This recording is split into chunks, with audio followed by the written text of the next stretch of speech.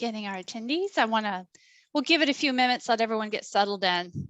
Thank you for joining us today.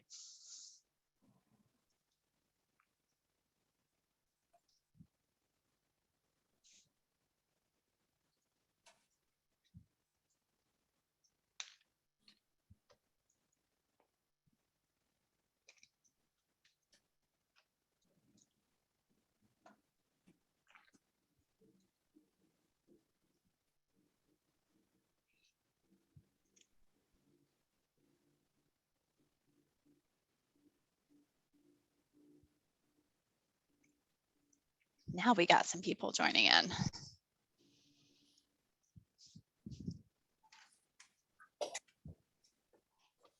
We're going to give it another couple minutes just to get as many people as possible before we get started.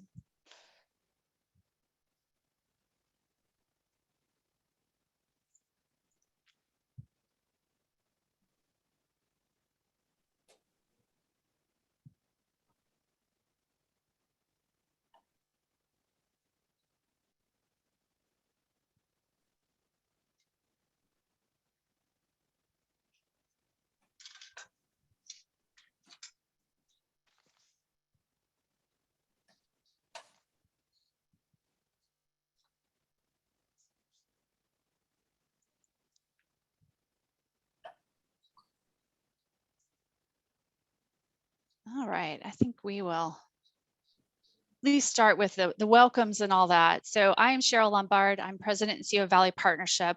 I'm happy to be your moderator today for the CivEx, the Road to Proposition 400 extension. I want to thank everyone at CivEx, especially Don Wallace, for allowing all of us to do this. This is something people on this panel have been working on for a very long time, and it's very important to our region. I do want to say how things are going to go here today. We are going to leave time for questions after all our presentation and discussion. However, at any time, you can use the Q&A section at the bottom of the panel on your Zoom panel. Don't use the chat, but you can put in your Q&A questions at any time, and we will cover those at the end. I also do want to alert everyone this is being recorded.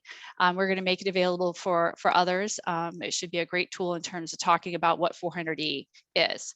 So in terms of our program today, we are going to first start with Audra Thomas, who's the program manager for transportation planning for Maricopa Association of Governments, and she's also a 2011 Flinn-Brown fellow. She's going to start on a presentation with the 400E plan. Then we're going to add and have a discussion with Mayor Kevin Hartke. He's Mayor of Chandler. He's also a 2014 Flinn-Brown fellow. And then Tim Bourcetfrom, who is the Vice President of Government and Community Affairs at Greater Phoenix Economic Council. As many of you saw, we were hopeful to have Senator Tyler Pace or Representative Frank Carroll. Unfortunately, one has been called away, and then Representative Carroll is on the House floor right now doing votes. So we miss them, and we are going to fill in for them talking about the legislation. But I do want to publicly thank them for being the bill sponsors. I know our city partners work with them from day one. They have done yeoman's work, and you'll hear more about that, but just a great thank you for them for all the work they've been doing on that. So with this, I want to welcome Audra, and we will turn it over to you. Thank you, Cheryl. And on behalf of Mayor Hartke and the 31 other members of our regional council, the mayors, tribal presidents, and county supervisors that comprise the Maricopa Association of Governments, we're so pleased for the invitation to talk about the extension of Proposition 400, the dedicated transportation tax first established in Maricopa County back in 1985 that delivers the multimodal transportation investments you use, whether or not you are in Maricopa County, and help to enable statewide transportation priorities as well. I'm going to start with just an overview of the plan process, what's included in the plan as well. We'll talk about the investment plan and some of the key elements, although we won't dwell on those features. And then talk most critically about the phase of this process that we're in today, which is enabling legislation to allow Maricopa County voters an opportunity to extend this important tax. For those who may not be familiar, Maricopa Association of Governments is the metropolitan planning organization of really central Arizona, over 50 years old, established through federal law, as the responsible party for doing transportation planning and assigning programming or funding associated with the funding coming out of Washington, D.C. We have a planning area that's over 10,000 square miles.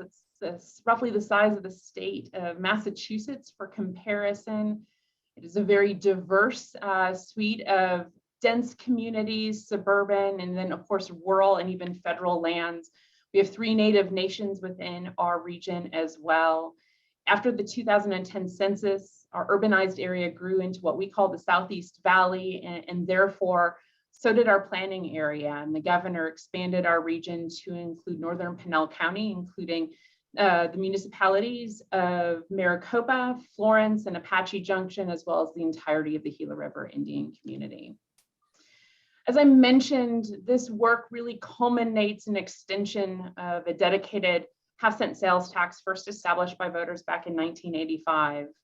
Then a generation ago, our mayors got together and couldn't wait any longer on either state or federal resources to establish high-capacity transportation infrastructure.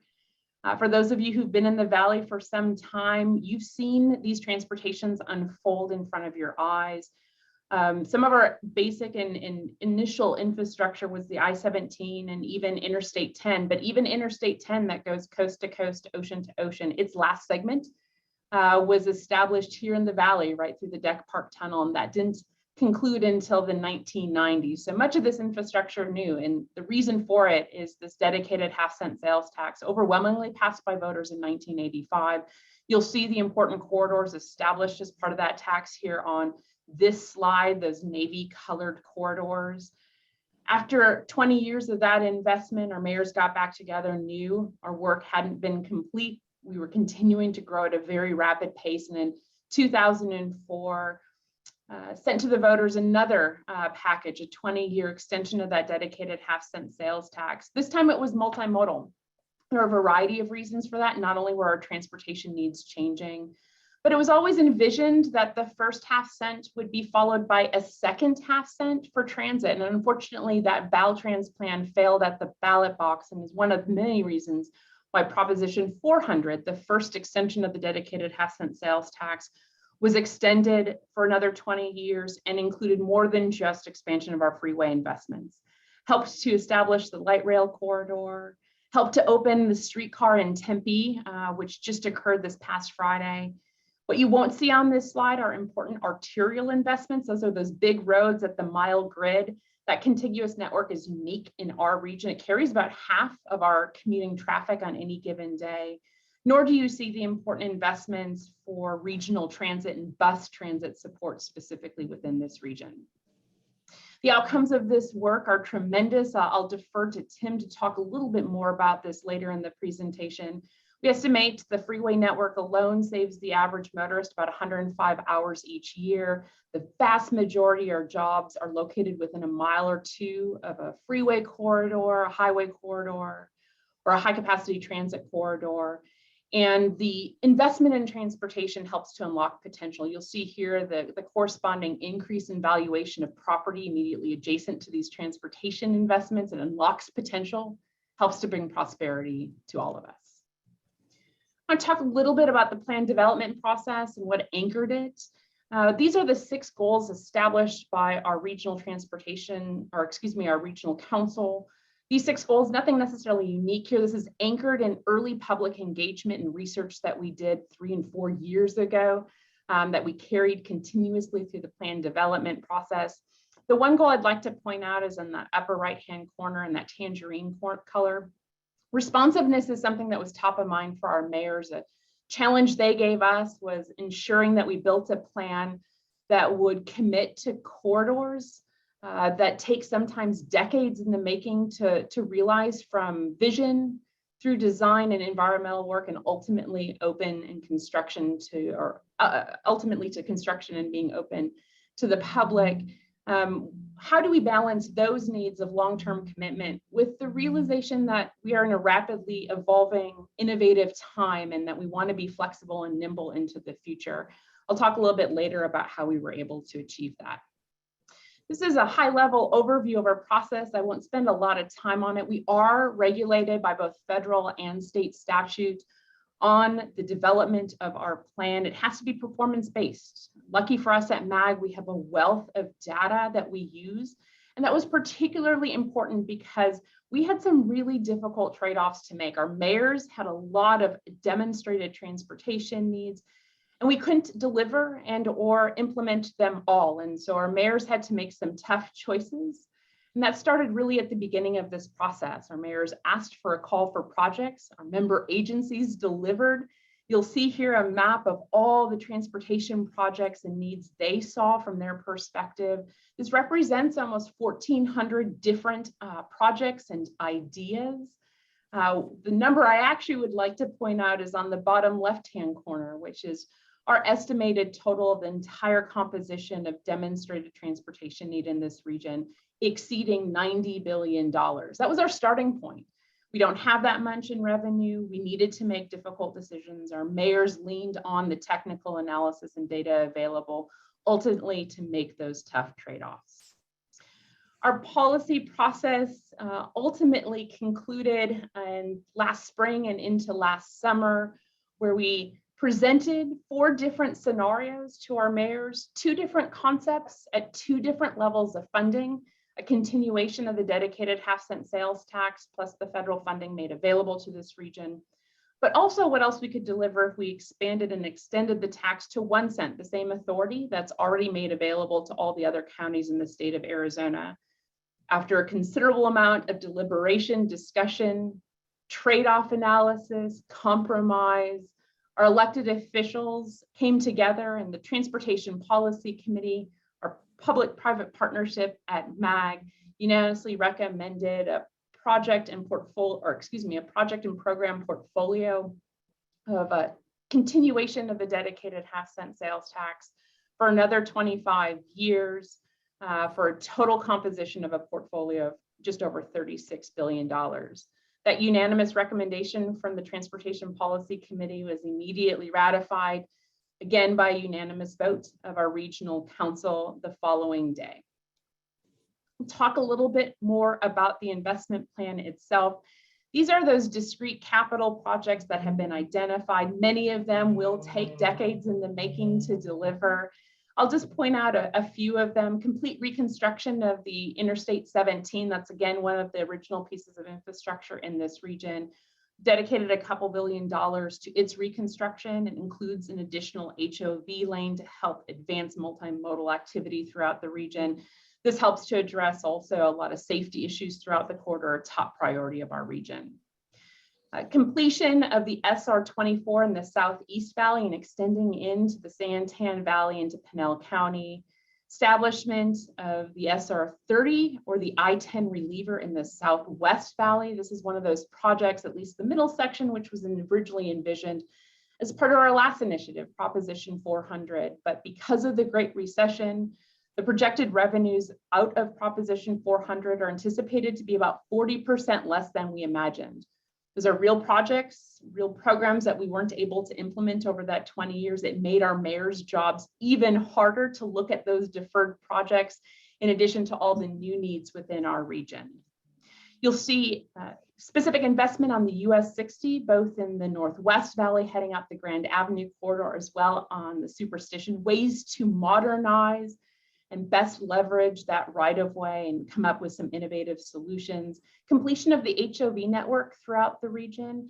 And we've been able to deliver as part of this portfolio important transit investments. 2 extensions of light rail heading west in our west part of our Phoenix region.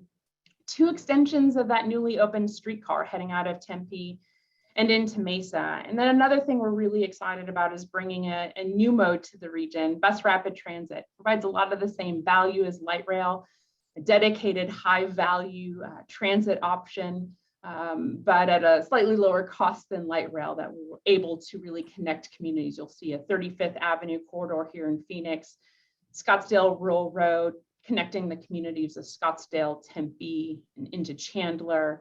And then in the East Valley on Arizona Avenue, connecting the communities of Chandler and Mesa as well. The additional yellow lines talk to that expansion modernization, and even reimagining of the arterial grid network throughout the region. Here's some of the plan elements by the numbers, if you will. One of the things I want you to take away is while we focus a lot on the map and we point to the projects on it, one of the things that's most important, particularly to the constituents for whom participated in this process, were some of the quality of life investments. And you'll see those identified in the programs listed on the bottom left-hand corner of this screen. These are some of the things that we heard from the public were most important to them. They don't necessarily get identified on a plan or on a map, but it really delivers the high quality of life, advances the safety work within this region, and is high priorities for constituents. This is also the way that we're going to be nimble and flexible into the future. On the previous slide, I identified those important corridor investments that do take and sometimes generations to deliver. What we'll be able to do through these programs is do iterative calls for projects, find the best and brightest projects every few years, respond to growth, development, and new activity and opportunities along the way. And this is one of the ways that our regional council, our mayors, will be able to be adaptive into the future, particularly given the fact that this is a plan that takes us out to the year 2050, and we know that we will have change. These are an outline of those important programs that we have identified. Our mayors identifying active transportation and a commitment of $1 billion to those bicycle and pedestrian investments, things that will keep our most vulnerable users of the system safe throughout the region. Continuation of air quality investments. We are in a non-attainment area for air quality. Continuation investment and mitigation strategies that are required by the Clean Air Act continue to allow us to access that federal funding and keep us on target for our air quality goals. Expansion of our arterial investments, continuation of support and expansion thereof, our bus transit network. We're continuing to see particularly demonstrated needs and desires of transit, even in our far suburban communities in our region. While this is a locally funded, regionally branded transit investment here in this region, we are able to double the amount that the region contributes to bus transit. Emerging technology is one of those new programs we have established, setting aside over $300 million for the technologies of tomorrow that we don't know of today. I want to acknowledge how impressed we are that our mayors had the courage to set aside funding for investments, even if we're not sure what those technologies and advancements will be in the future. It will allow those that lead this organization in the future to ensure this region is smart, to take advantage of those opportunities, and ultimately to have government be nimble, something perhaps we're not always known for. Continuation of our smart technology and signal programs and safety programs here at MAG, and then investment in transportation demand management. How can we get more operational value out of the investments we've already made? We were able to finish this plan, have it be confirmed for air quality through our federal partners, and we're now in the process that requires action by the state legislature. We call this enabling legislation. This allows us to implement the plan and allow voters to seek the opportunity to support a continuation of the sales tax for another 25 years. We have been graced with powerful leadership at the legislature, as Cheryl mentioned at the beginning, with Senator Pace and Representative Carroll, who introduced concurrent bills at the beginning of this session to enable a vote to be taken to Maricopa County voters this November of 2022. Senate Bill 1356 is the bill that has gotten out of both the Senate and House Transportation Committees and has successfully gotten out of the Senate floor with a vote of 21-9. Our bill has an emergency clause that requires a 2/3 vote, a little higher bar for us. And the reason that is needed is to actuate a vote to allow Maricopa County to immediately enact and place this on the ballot for this upcoming November 2022. That's a higher bar for us to be able to get the 2/3 votes of support, but we're continuing to be confident that we'll have that success in the future. We are waiting for action on the House. And so that will conclude my presentation, Cheryl. I do want to acknowledge our Transportation Policy Committee. By state statute, this is the body responsible for development of our plan and its implementation. It is our public-private partnership here at the Maricopa Association of Governments, defined by state statute. It brings a partnership, not just of our mayors, but of the business community, and 6 members appointed by the state legislature to work in partnership to develop this plan. You'll see here during its planned adoption process and its development of the plan itself, we were led by Mayor Gallego of the city of Phoenix. It's her leadership that was able to deliver this unanimous vote. We don't take that lightly. I am thrilled that we were able to work together, but it is her leadership that is responsible for that unanimous vote, something we don't take lightly, as I mentioned. So with that, Cheryl, I'll stop here and turn it back to you. Thank you, Audra. Yeah, it is. I forgot to mention that I am one of those business members of the TPC. It's been quite a process. And one question to you, Audra, can you just say why Maricopa County actually has to go through the legislature for this authorization? Yeah, that's a great question. So there's a myriad of reasons why that is, but its most fundamental aspect is unique to the original investment of developing of the freeway system. So back in the early 80s, as we saw not enough high capacity roadway investments in this region, we needed enabling legislation to establish the unique partnership between the Maricopa Association of Governments and the Arizona Department of Transportation, who of course owns and operates the system. So that was one of the initial reasons why we needed to establish a statutory relationship that's very unique. In other parts of the country, the State Department of Transportation delivers all that high capacity investment, and it's funded at a state level. Unique here, of course, is that funding and investment comes at a local level. And so one of the original reasons enabling legislation was needed back in the 80s was to codify that unique partnership between MAG and our friends down at ADOT, who would implement the vision for which our regional council set. Thank you. And now I want to move to Mayor Hartke. I would love to hear from you. You've heard from Audra in terms of the plan and reliving all that, and I know you talk about it all the time. I want to hear from you on the mayor's perspective, and also, really how you see this playing out at the legislature. Thank you, and to those of you who are still kind of blinking at the screen at the myriad of slides, it has been, Audra has done an amazing job of breaking down facts, her and others at MAG, and presenting this.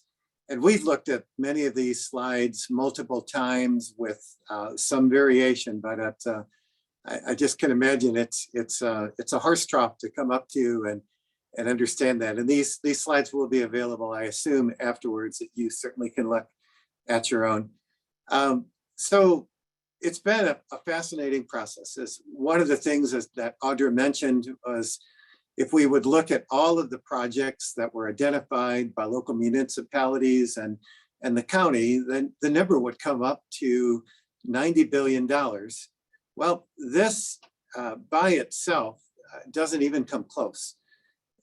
The projects that we're going to be doing to undertake what will be presented in the extension certainly covers a lot of the freeway extensions, as mentioned, light rail, the other types of things that are mentioned. But in total, even with our federal partnerships, we're talking about $30+ billion that will be covered under this. So to go from 90 billion of projects down to cull this down to say, what can we agree on? And what I mean by that, it's not just mayors who are arm wrestling each other with whether it's East Valley or Central or West Valley, but other considerations in looking at this and trying to see not only what will our voters be interested in improving, but working with the county supervisors as well as all of our legislators, each who have their own opinions on transportation and different aspects of transportation. So to get to the end, I mean, as Audra mentioned, we discussed a penny, we discussed 3/4 of a cent, we discussed half cent 20 years, and then really forwarded half cent 25. If we really would try to take this out to cover all of the projects mentioned, we'd be up to a nickel. Because again, the federal dollars that are part of this would be fixed. And then the main variant would just be how much more could we ask from our local taxpayers. And there's some other elements that are to be decided. Are there some other large transportation dollars available that certainly MAG and other entities will be applying for that might be part of this particular plan? But one thing, no matter who's around that table, whether it's a trucker on the Transportation Policy Committee that I'm currently honored to chair after Mayor Gallego, and I will be followed with Supervisor Jack Sellers when I'm done with this. But one thing we all agree on is essential that we have a regional plan for transportation. It's not just Phoenix and the environs, it's something that's important to all of us. And this plan certainly does endeavor and does a great job of balancing the needs of individual cities, as I mentioned, as well as East, Central, and West, and the overall valley. It also takes into consideration that we started this project in the 80s, and a number of bridges were built in the 80s. And those bridges are now approaching 40 years old, and there's certainly amount of maintenance that will be required on some of those things that also is essential. We just can't build and ignore what's going to be behind us. And we're working with ADOT and other available entities to see what we can do with that. So we're working with each other. We're working with the public. We're looking at the political climate that we're in. And after this last election, there's been perhaps just a little bit of acrimony between our state legislators and the county. So the whole question of one of the things we wanted to bring front and center initially was just giving us the right to bring this up to a full cent rather than a half cent. And we pretty much all agreed the political climate with the distrust among some members of the state legislatures and our county supervisors could have easily been a poison pill that would not have made that possible. So we certainly focused on what we thought we could work with our legislators under our existing agreement, which was a half cent, to get across the table. And we're certainly engaged in that right now. This resulted, as you saw with Audra, this transportation values and priorities across our region, and that became the foundation of our plan. I think many of us focused on a little different things. Certainly the West Valley, for example, there was a gathering, a momentum around the continuation and finishing of I-30. As Audra mentioned, one of the projects that was supposed to be in the current Prop 400, but got eked out. That really became a galvanizing voice in the West Valley that everyone wanted. And of course, it's important as connecting even over from north or from Gila Bend, from I-8 to connect to Phoenix, as well as a reliever on I-10, and a lot of exciting economic growth that we're going to see in Buckeye and Goodyear and Avondale, and certainly in Phoenix. And my West Valley mayors and friends, if we could have built that yesterday, or if we can build it tomorrow, certainly it would not be soon enough. But even with that, the process, we've got an emerging force that we talked about today, the development of Rio Imagine, that John McCain had talked about this, the continuation of the Salt River, and making sure that whatever we develop around that was complementary rather than obtrusive if we were building a riverway across the valley, and other irrigation considerations that are part of there that just take years and years, as well as public input. We've had a lot of public input, and we've heard that people are interested more in cycling and alternatives to just vehicles on the road. There's always a question of how much light rail and its expansion should be part of this, and we've agreed on that. The ongoing use of buses. So again, from my perspective, it's been a lot of horse trading in the midst of this. And I really want to thank Flinn-Brown for really helping me better understand our state and how even cities interact with the county and each other, and the state as well. So we've all worked closely together. I've been on this committee, I think, since 2019. And it's really been something that is a moving target, not in terms of people trying to vie, but for example, we had some additional dollars and we're able to move some projects up in the North Valley and Southeast Valley and West Valley because some other things didn't quite come in. We're able to take a couple $100 million from Prop 400 and use that as part of the much larger piece that's going to be used for the I-10 expansion that will further out the lanes from Chandler all the way to Casa Grande. And between these dollars and the governor committing $400 million not too long ago, that sets the stage for us to be able to go after some more federal dollars.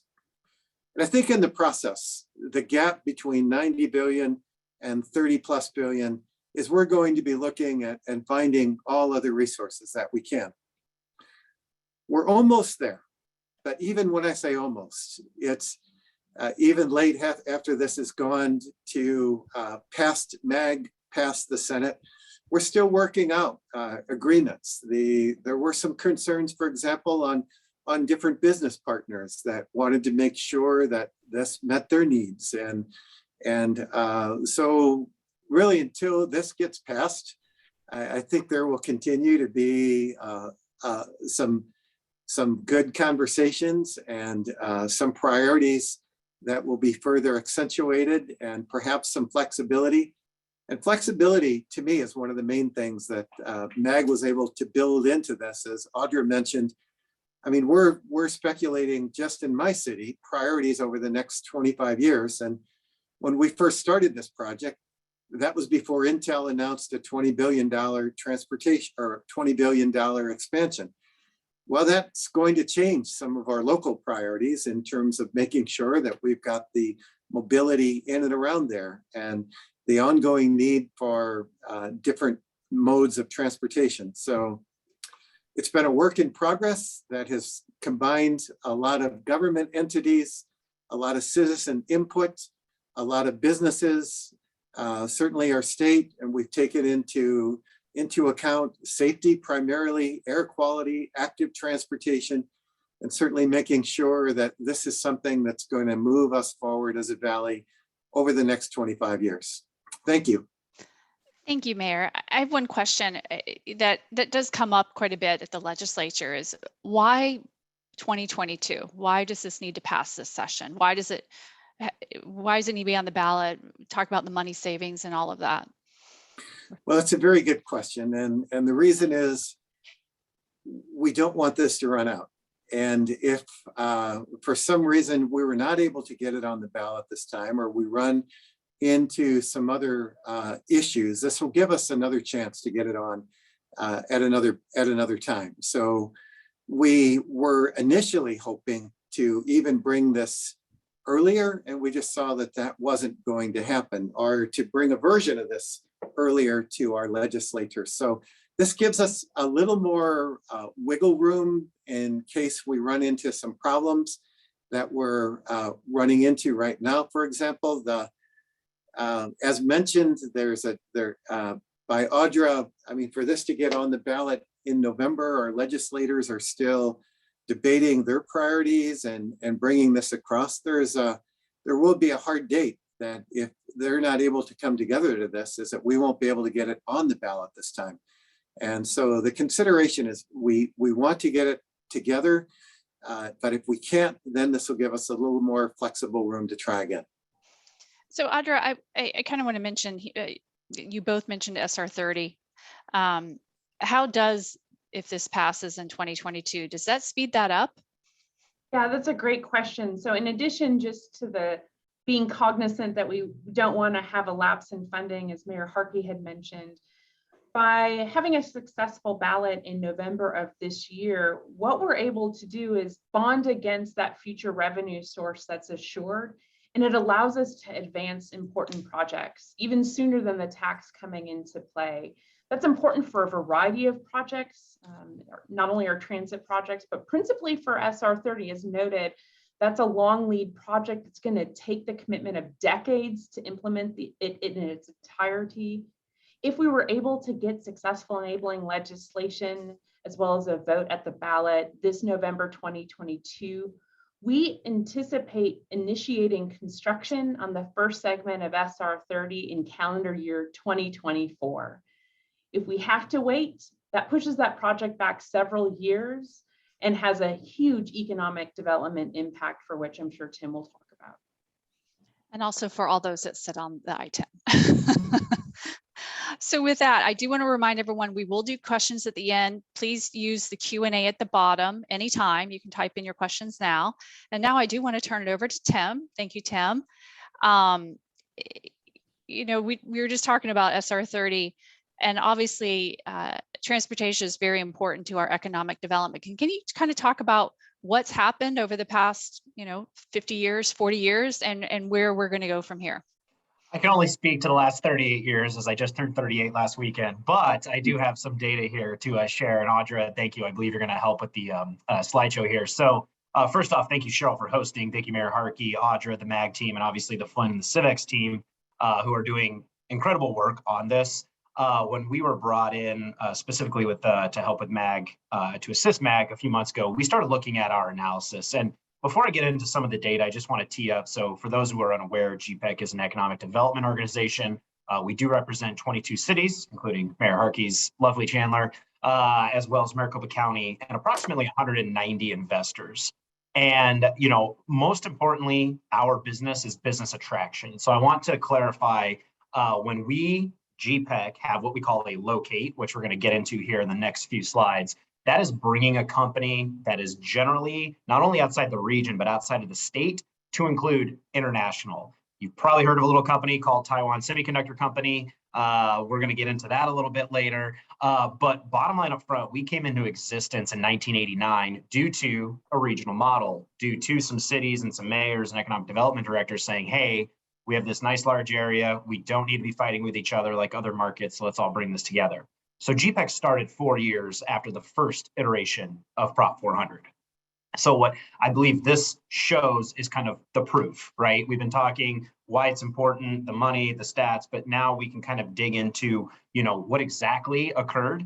And again, bottom line up front, but for Prop 400 iterations, GPEC's work would be dwarfed because we have such a good network of freeways, highways, light rail, multimodal, everything. Next slide, please, Audra. So this is a good snapshot. So again, we came into existence in 1989. So you'll see at the top there, fiscal year 90 through fiscal year 21, which would have put us to June 30 last year. Now, not a big surprise. Every one of those red dots represents an entity or a company that has brought jobs to the area. Some low end, couple of dozen, some high end up to 2,500 per job. And as you see here, it is almost split down the middle. I-17, I-10, 202, all of our major freeways, you can see all of those projects and where they are landing. Next slide, please, Audra. And just for a pure numbers, so again, when we talk about locates, that 890 number, that is 890 companies that have come to the region, to the greater Phoenix area. And to note, that does include a few in Casa Grande because they are part of our MSA. So there are a few down there. And with that, 163,000 jobs. And as I had said previously, we do not want to step on toes. The cities and the economic development director teams, they work on business retention and expansion. So anytime a mom and pop shop is coming up or a slight movement between a smaller business, that is not our responsibility, but it is still important. So again, just to clarify, there's a lot more out there, but this is just the work that GPEC has done.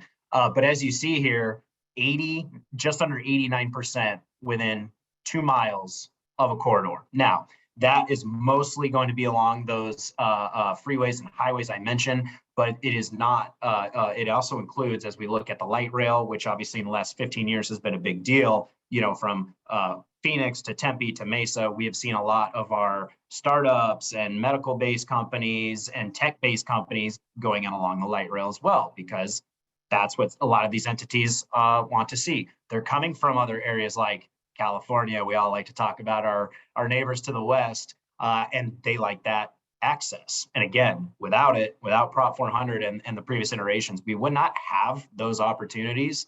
And that's why you see. Next slide, Audra.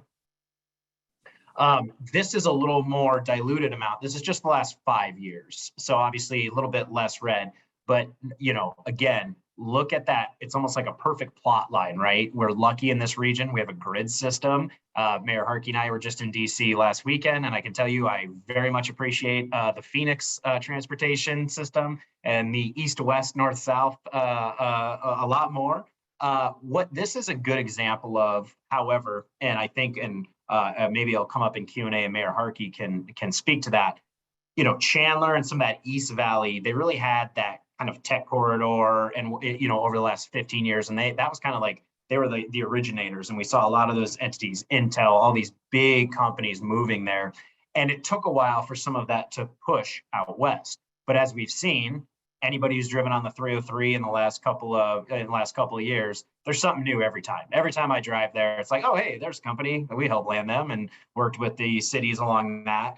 And so you still have kind of on the east side, a lot of the tech-focused companies, fabs, chips, et cetera. And now on the west, because of the distribution routes, and again, trade with California, trade with other states, you're seeing e-commerce, distribution, large entities that are making things, moving things, and employing people. And I think that's really, at the end of the day, when what we call prospective locates or prospects, when they're coming in, they're blown away by our system, how efficient it is, how open it is, and how many modes of transportation and ways of transportation to move goods is important. And again, we have to continue that investment. I believe Mayor Hartke, or maybe Audra had pointed out, the West Valley's booming now. Buckeye, fastest growing, I believe, in the city. They're expected to be, I think it's 150,000 by 2030 or 40. I'm sure Audra has that and she'll correct me. But we have to continue. I-11 is going to happen eventually. And before you know it, we are going to be a large interconnected region. Audra, next slide, please. And we can't talk about this without talking about, and this is what we've tried to parlay to legislators, fiscal impact.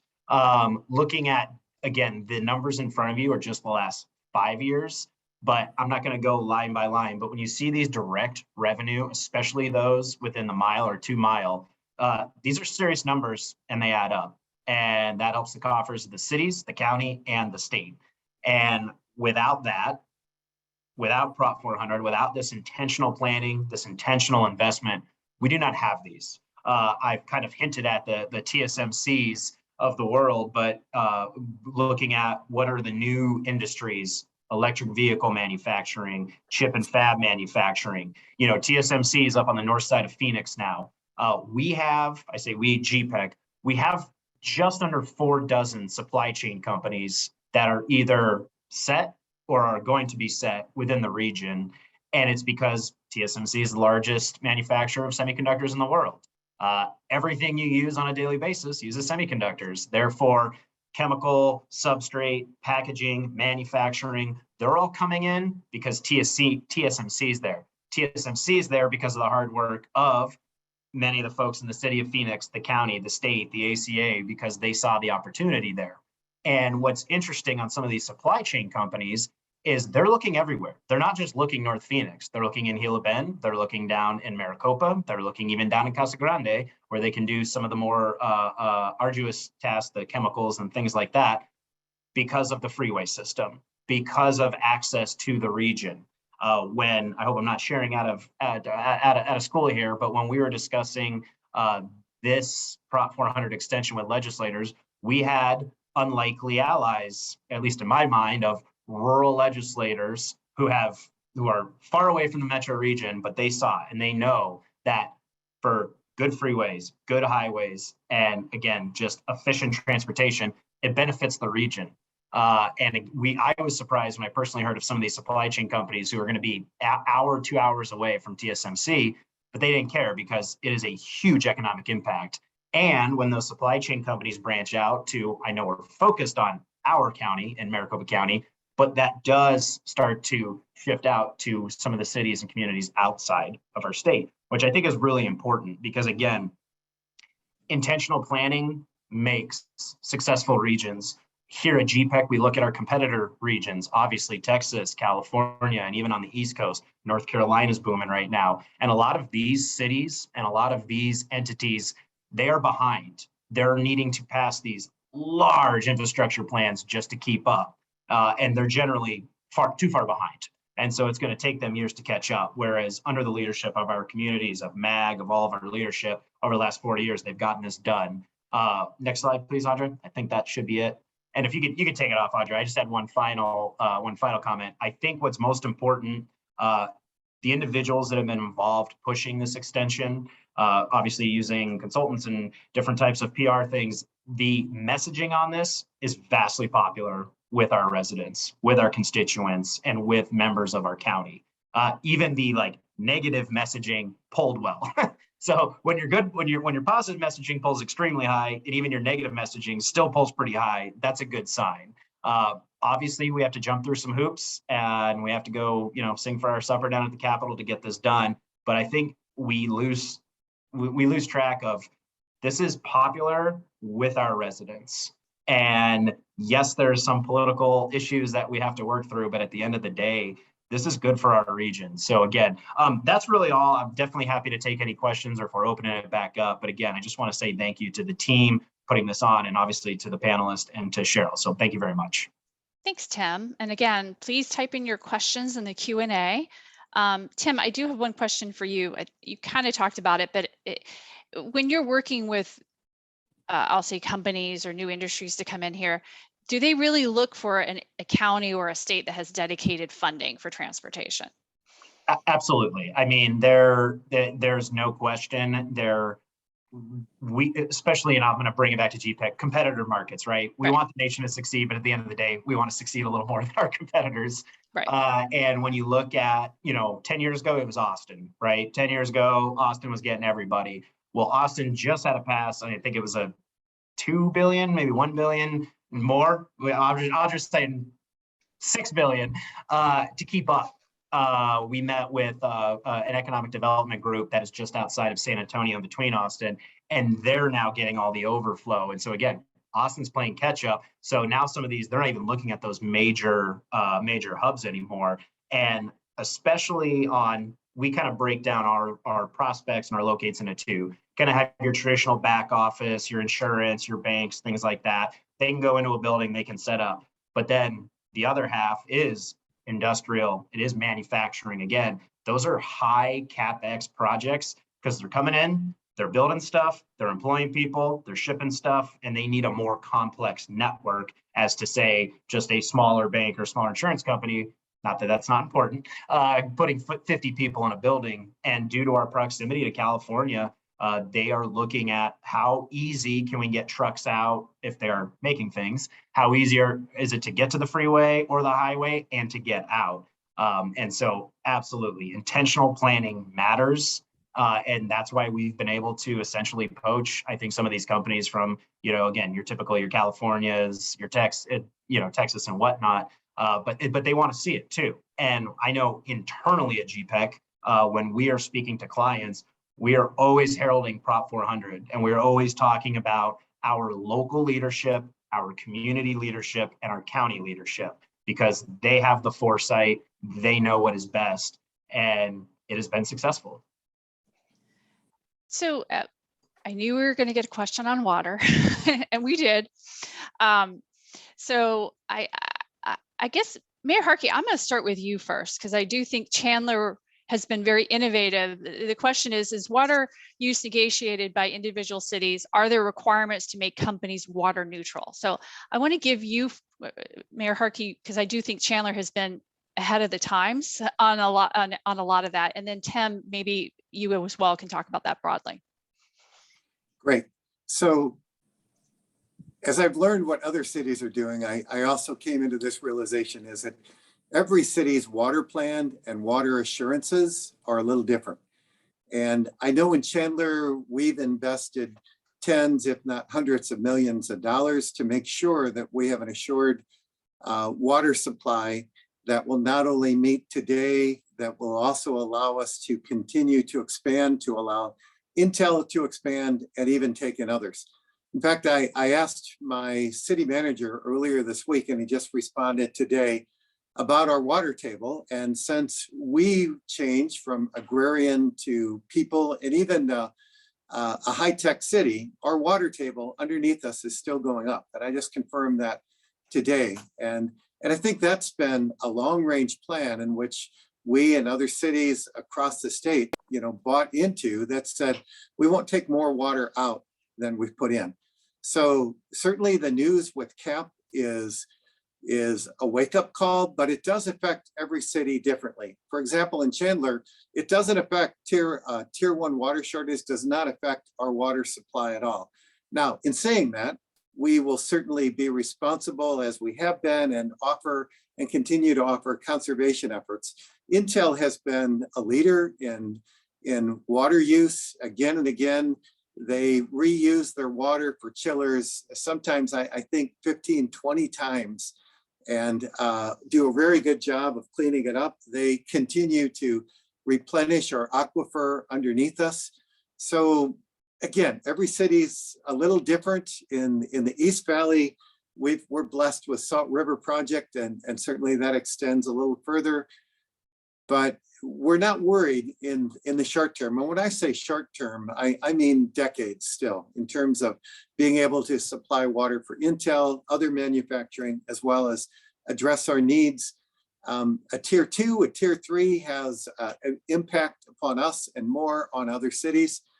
But we are all working together. We are all looking at this. We are making sure we're able to do what we're able to do and not shortchange our residents, so that their taps are going to not turn on. Yeah, and I think I was on a panel yesterday with the water director from Gilbert, and town of Gilbert was talking about their water policy program, and in terms of, I'll say prioritizing or focusing on certain industries, and really focusing in on, like the question is getting into in making companies water neutral. And one of the things we did years ago, I think we were maybe the first one, is that we actually passed a code that if a high water user came to Chandler that didn't fit our economic portfolio, we could tell them that they had to find their own water. Let's just say a water bottler that was high intense water use, not great paying jobs. And it really has, moved a lot of companies that wanted to be in Chandler elsewhere, just by forward thinking, is that we didn't want to have to dig into our portfolio to cover everybody. So Tim, broadly for GPAC. Yeah, and I think Mayor hit, well, first off, we understand this is a major issue. We're all seeing in the news, we see Lake Mead, we know this is a large issue. So I do not want to dilute that thought at all. But as Mayor had pointed out, moving away from the agrarian nature, our water use, and I'll have to check the stats here. I think it's since 1960, it's basically about the same, right? As we have shifted away from some of that, we have obviously expanded quite a bit since that time. But I know through our work, working with cities like the city of Chandler, and covering such a large area, we have a great relationship with APS, SRP, EPCOR, all these other entities because of the territories. And you've seen some shifts. Years ago, data centers were big, heavy water use. Now we're kind of moving away from that. I know, at least on our side, and Mayor may have some more info, as I think he brought that up with Intel. A lot of our manufacturing, especially on the chip, semiconductor, and fab side, they are either getting very close to kind of a net neutral by reuse, gray, and other systems, which I am not smart enough to speak to, but I listen to them and it makes sense. They are shifting towards that. I know, especially on the semiconductor side, they have really clamped down on how to be the most efficient possible with their use of water, which again, it's easy coming from the GPEC side, because when we have a project in town, we're sitting with the communities, we're sitting with the company, and we're sitting with the utility providers and water providers. And as Mayor Hartke had said, that it is now, probably 20 years ago, it's like, we'll give you whatever you want. Yeah, come on in. And now there is a very disciplined mentality to who we're bringing in, what is the cost offset, what is the return, and I don't just mean financially, I mean regionally, environmentally, things like that. And that is it's a very serious topic, and that has been, I would say, one of the most discussed points during projects here at my time at GPEC. Yes, definitely. Going back to Prop 400E, and I'm not sure who wants to answer it, maybe Audra and the mayor. You know, we just had this large federal infrastructure package passed by Congress. How does Prop 400E tie in with that to leverage those dollars? Yeah, it's a great question. And I think one of the points that we've really attempted to express to the legislature is that a commitment at a local level is critical to being able to successfully chase those new federal discretionary dollars that are historical, coming through the IIJA bipartisan infrastructure bill at the end of last year. And no region is better positioned than this one in the country with a brand new plan and investment strategy to be successful at chasing those dollars. And in doing so, that brings new dollars to this region that would have gone to other parts of the country and further leverages the commitment that our local constituents are making and helps to advance statewide priorities. We focused a lot on Maricopa County and this plan here in the region, but I don't want to underestimate the value of these investments to statewide priorities in complementing specifically ADOT's priorities through the Intermountain West. If we are able to get enabling legislation and a vote successful this November, we're able to chase at a much more competitive rate than anyone else in the country with a brand new plan, as well as a future revenue source to be able to bring those new dollars to this region. Well, I do want to point out that the link to the presentations has been provided, and I believe we're going to also send it out, but definitely the link is there. I want to thank everyone. This has been a really great discussion on the importance of Prop 400E, what it is, and why we need to move forward with it in 2022. So I just want to thank everyone. I want to thank everyone for joining us today, and you all have a great day. Thank you all. Thank you. Thank you all. Happy birth week, Tim. Thank you, sir.